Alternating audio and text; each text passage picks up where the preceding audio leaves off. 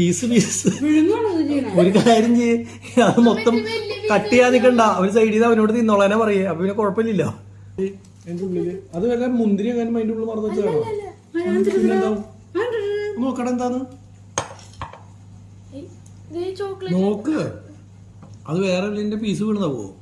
ഇറച്ചിയാ? ഇങ്ങോട്ട് കൊണ്ടുവന്നായി നോക്കട്ടെ.